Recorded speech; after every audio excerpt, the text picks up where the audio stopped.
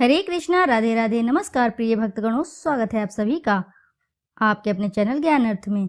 आप सभी का दिन शुभ और मंगलमय हो। पिछले अध्याय में आपने रसपान किया था। विदुर जी के उपदेश से धृतराष्ट्र और गंधारी का वन में जाना। अब आगे का वृत्तांत रसपान करते हैं। श्रीमद् भागवत महापुराण के प्रथम स्कंद के 14वें अध्याय का। सूत जी कहते हैं, स्वजनों से मिलने और पुण्य श्लोक भगवान श्री कृष्ण अब क्या करना चाहते हैं, यह जानने के लिए अर्जुन द्वारका गए हुए थे। कई महीने बीत जाने पर भी अर्जुन वहां से लौट कर नहीं आए। धर्मराज युधिष्ठिर को बड़े भयंकर अपशकुन दिखने लगे। उन्होंने देखा काल की गति बड़ी विकट हो गई है। जिस समय जो ऋतु होनी चाहिए उस समय वह नहीं होती और उनकी क्रियाएं भी उल्टी होती हैं। लोग बड़े क्रोधी, लोभी और असत्य परायण हो गए हैं। अपने जीवन निर्वाह के लिए लोग पापपूर्ण व्यापार करने लगे हैं। सारा व्यवहार कपट से भरा हुआ है। यहाँ तक कि मित्रता में भी छल मिला रहता है। पिता माता के सगे संबंधी, भाई और पति पत्नी में भी झगड़ा टंटा रहने लगा है। कलिकाल के आ जाने से लोगों का स्वभाव ही लोभ, दंभ आदि अधर्म से अभिभूत हो गया है और प्रकृति में भी अत्यंत अरिष्ट सूचक अपशगुन होने लगे हैं। यह सब देखकर युधिष्ठिर ने अपने छोटे भाई भीम से कहा। युधिष्ठिर ने कहा, भीमसेन, अर्जुन को हमने द्वारका इसलिए भेजा था कि वह वहां जाकर पुण्य श्लोक भगवान श्री कृष्ण क्या कर रहे हैं इसका पता लगा आए और संबंधियों से मिल भी आए।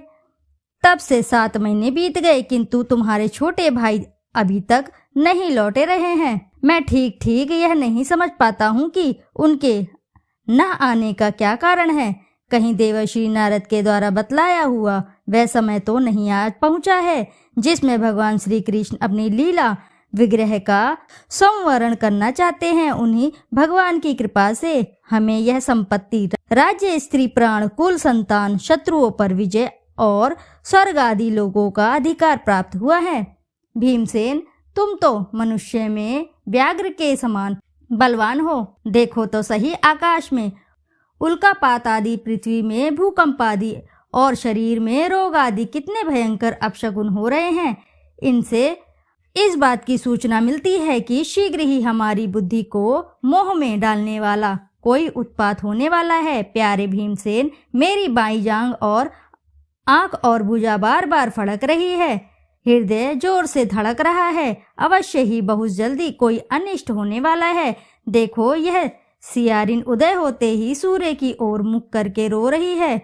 अरे, उसके मुंह से तो आग भी निकल रही है। यह कुत्ता बिल्कुल निर्भय सा होकर मेरी ओर देखकर चिल्ला रहा है। भीमसेन, गौ आदि अच्छे पशु मुझे अपने बाएं करके जाते हैं और गधे आदि बुरे पशु मुझे अपने दाहिने कर देते हैं।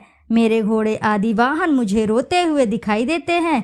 यह मृत्यु का दूत पेड़ुखी उल्लू और उसका प्रतिपक्षी कौवा रात को अपने कर्ण कठोर शब्दों से मेरे मन को कपाते हुए विश्व को सूना कर देना चाहते हैं। दिशाएं धुंधली हो गई हैं। सूर्य और चंद्रमा के चारों ओर बार बार मंडल बैठते हैं। यह पृथ्वी पहाड़ों के साथ कांप उठती है। बादल बड़े जोर जोर से गरजते हैं और जहां तहां बिजली भी गिरती ही रहती है।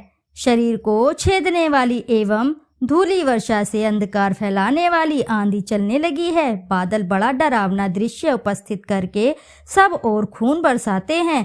देखो, सूर्य के प्रभा मंद पड़ गई है। आकाश में ग्रह परस्पर टकराया करते हैं। भूतों की घनी भीड़ में पृथ्वी और अंतरिक्ष में आग सी लगी हुई है।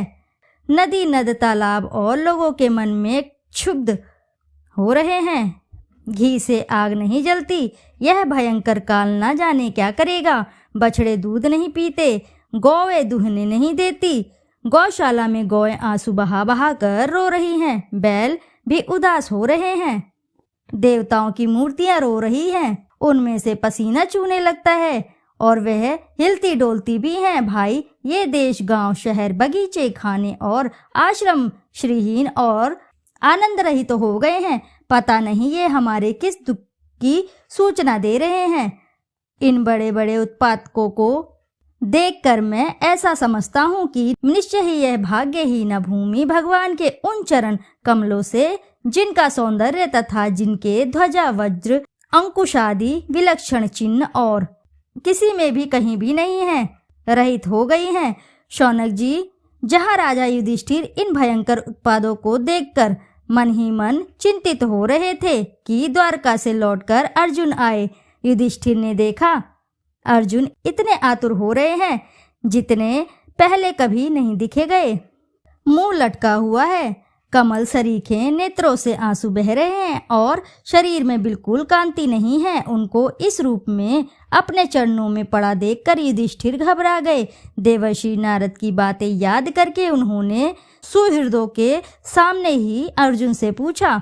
युधिष्ठिर ने कहा, भाई, द्वारकापुरी में हमारे स्वजन संबंधी मधु भोज, दशहरा, हरहा, सात्वत, अंधक और वृष्णि वंशी यादव कुशल से तो हैं।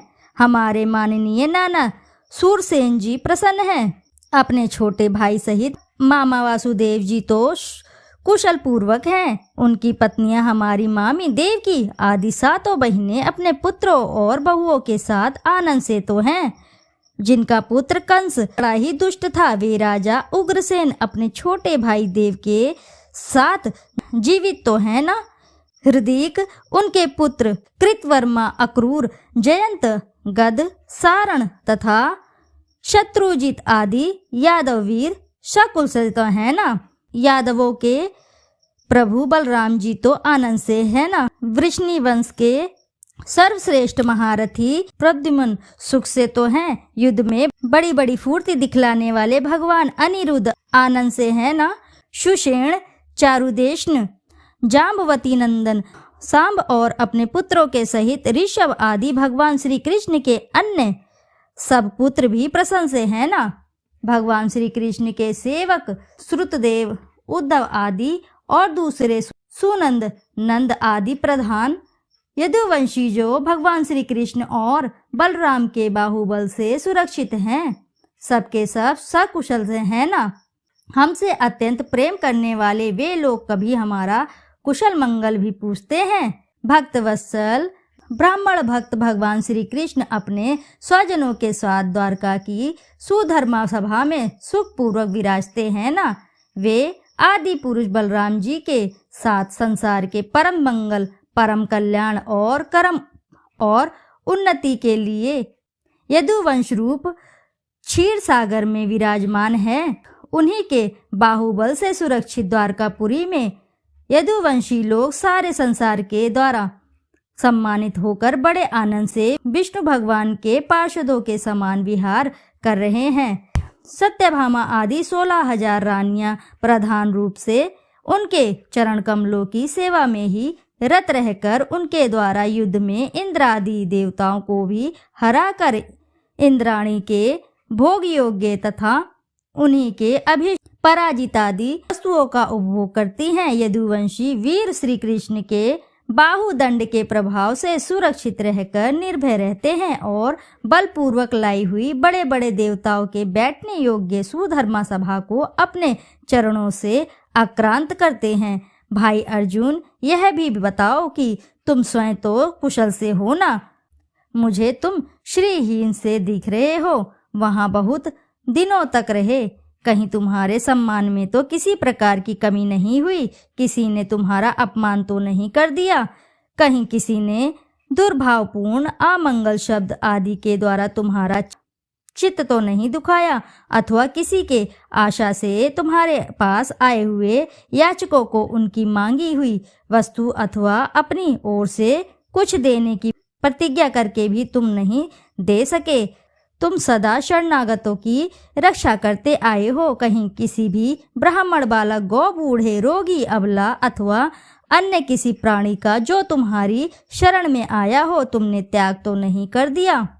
कहीं तुमने आगम्य स्त्री से समागम तो नहीं किया, अथवा गमन करने योग्य स्त्री के साथ असत्कार पूर्वक समागम तो नहीं किया। कहीं मार्ग में अपने से छोटे अथवा बराबरी वालों से हार तो नहीं गए, अथवा भोजन करने योग्य बालक और बूढ़ों को छोड़कर तुमने अकेले ही तो भोजन नहीं कर लिया। मेरा विश्वास है कि तुमने ऐसा कोई निंदित काम तो नहीं किया होगा जो तुम्हारे योग्य ना हो। अपने परम प्रियतम अभिन हृदय परम सुहृद भगवान श्री कृष्ण से तुम रहित हो गए हो, इसी से अपने को शून्य मान रहे हो। इसके सिवा दूसरा कोई कारण नहीं हो सकता जिससे तुमको इतनी मानसिक पीड़ा हो। इति शुभम। जोर से बोलिए प्रिय भक्तगणों, श्रीमद् भागवत महापुराण की जय। श्रोताओं, आज के अध्याय में श्रीमद् भागवत महापुराण के प्रथम स्कंद के 14वें अध्याय का समापन हुआ। श्रोताओं, अब आप अगली कथा में आप रसपान करेंगे जिसमें कृष्ण विरह व्यथित पांडवों का परीक्षित को राज्य देकर स्वर्ग को सिधार चले गए। इस बारे में आप जानेंगे। श्रोताओं, यदि आपको वीडियो अच्छी लगती है तो वीडियो जरूर लाइक करें, साथ ही चैनल को सब्सक्राइब करें और एक बार अपनी सच्ची श्रद्धा से कमेंट बॉक्स में जरूर लिख दें। जय श्री कृष्णा, राधे राधे। फिर मिलते हैं आपसे अगले अध्याय में। जब तक के लिए नमस्कार।